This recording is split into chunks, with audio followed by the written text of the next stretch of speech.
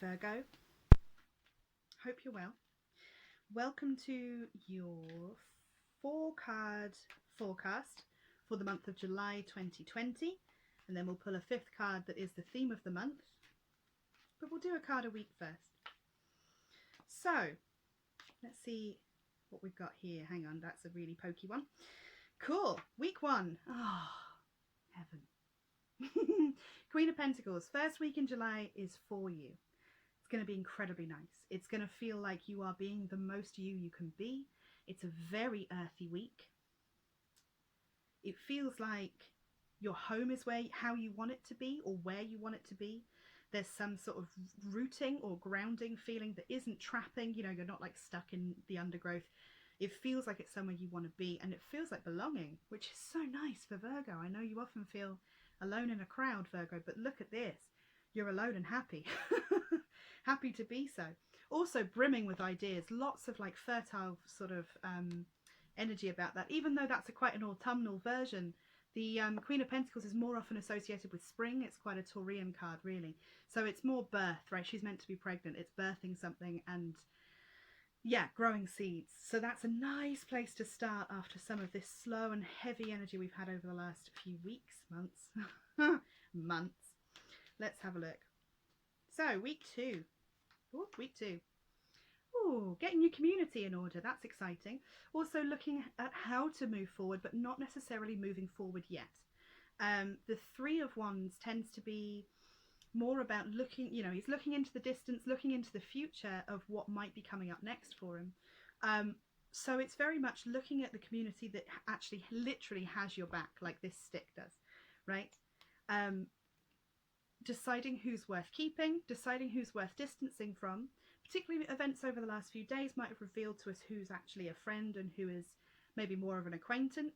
But who do you want to take with you into that future, and who will actually support you in that is very important for this month for you.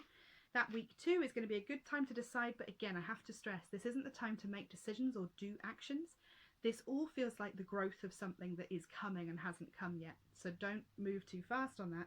We want you to have your ruling planet out of retrograde before you start actually making action, right? Oh. Week 3. It's the Queen of Cups. Getting yourself back into the emotional space of dealing with people, particularly for my empathic Virgos. This is going to be a tough one, because even if you've been interacting with people online, there's still going to be that sensation of suddenly being porous, having been away from people for so long, that, or even if you haven't quite been allowed to be away from people for so long, you may be finding that your skin is on your skin's quite porous anyway, and you're taking on a lot of other people's emotions. This crazy lady wears a dress made of people's emotions. You know, it really is like pouring out of her. And normally there's an element of control with the Queen of Cups, but especially when we've already been assessing our friends, maybe have a look at the people who are treating you like a counsellor more than a friend, or people that are looking for your expertise in something that actually this is a nice business acquaintance, but this isn't what I consider friendship. Okay, it's brutal, but you can do it. You're the Ice Queen sometimes. Sort of. Week 4. Knight of Swords. Okay, that went, that escalated quickly. We went from feeling everybody's feels to back off. No, absolutely not. Right? The Knight of Swords here. You've accidentally set the tower on fire, right? And this is to do with being very careful with what you say. We are still going to be feeling that Mercury shadow for a little bit of time after it passes mid-month. Don't go too nuts with being honest. Totally fine to be honest, but there's no need to get that little dagger out of your belt and just go under the ribs with the other one. We know you're right. This looks like you're right. You're justified in what you're saying, but it needs to be said in a much gentler way than perhaps you're approaching it. It's also another card for Mercury. Although it's the area side of Mercury, it is a very mercurial card, which is change your style of communication or be faced with the consequences of going in all guns blazing. That's going to be too tough. That's going to be too much, and people can't quite take it from you. It's like they're not used to it anymore. So go gently, right? That's important. Let's look at this 5th card. So this card is useful to keep on an altar if you have one. It's useful to keep by a light switch if you have one, just somewhere that you're always going to see it, maybe near a mirror. You can just print one off online, or if you have a deck, it's totally fine to keep one card separate until you come to read again. Obviously read with it back in the deck, because it might be there to show you again that you've wandered off. Ha! Not the funnest one to keep on your altar, but a very good reminder all the same, and I would still suggest keeping it somewhere you can see it, to remind you to sleep, Virgo. Please sleep. If you're not sleeping right, take herbs to sleep. Please. Nice herbs, you know, gentle ones. See your local practitioner, because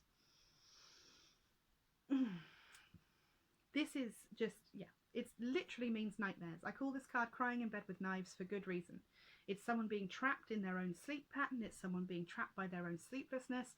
It's feeling like things are bleeding from one world to another, so dreamscape bleeding into reality. Now, I will say this is a big one for the astrology of the moment.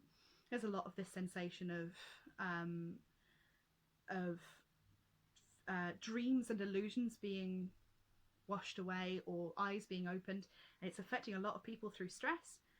Just get your sleep hygiene sorted a little bit if you can. If it's a long-term thing, try even harder than normal, because it will massively help you for the next few stages. And if it's coming up as your card of the month, this will be the thing that really pushes you over the edge with that Knight of Swords card that we don't want to see. So, sleep, please. Okay, if that massively resonated with you and you've managed to stay awake with all those sleep problems, please tell me underneath. Let me know what you think of this video in the comments. If you would like to book a private reading with me, I'm available on WhatsApp and Skype and Zoom and all those exciting things. Just DM me or book in directly via my website at amberleyalchemy.co.uk, but I'll have all the ways you can get hold of me underneath. Good luck out there. Be careful with yourselves, and try not to stab anyone if you can.